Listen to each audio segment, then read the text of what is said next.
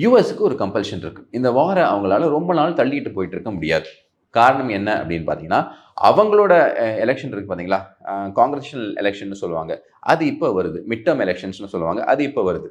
Donald Trump சும்மா இல்லாம அவர் என்ன சொல்லியிருக்காரு அப்படின்னு பார்த்தீங்கன்னா, $2 பெர் கேலன், அதாவது ஒரு கேலனுக்கு உண்டான அந்த காசு $2 மேல தாண்டாதுன்னு. ஏற்கனவே இப்போ $3 இருக்கு. இப்போ இந்த கிரைசிஸ் வந்தோடனே $3.25 ஆயிடுச்சு. ஸோ அதனால அதை எப்படியாவது கட் டவுன் பண்ணி இந்த ஸ்ட்ரெய்ட் ஆஃப் ஹோர்முஸ் அப்படின்னு சொல்லுவாங்க பார்த்தீங்களா, அதன் வழியாக தான் இந்த ஸ்ட்ரெய்ட் ஆஃப் ஹோர்முஸ் நான் உங்களுக்கு காட்டுறேன். அதன் வழியாக தான் என்ன ஆகுது அப்படின்னு பார்த்தீங்கன்னா, மேஜர் ஆயில் டிரான்ஸ்போர்ட்டேஷன் நடக்குது.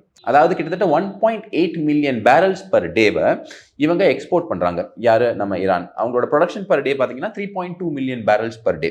ஆனால் 90% இந்த ஸ்ட்ரெய்ட் ஆஃப் ஹோர்முஸ் வரையும் தான் போகுது. அது எங்க போகுது அப்படின்னு பார்த்தீங்கன்னா, சைனாக்கு மேக்ஸிமம் போகுது, அப்புறமா இந்தியாவுக்கு வருது. ஸோ இந்தியாவோட டிமாண்ட் நான் உங்களுக்கு ஏற்கனவே சொல்லிட்டேன். கிட்டத்தட்ட 2 மில்லியன் பேரல்ஸ் பர் டே நம்ம இம்போர்ட் பண்ணிக்கிட்டு இருக்கோம். இது மட்டும் கிடையாதுங்க.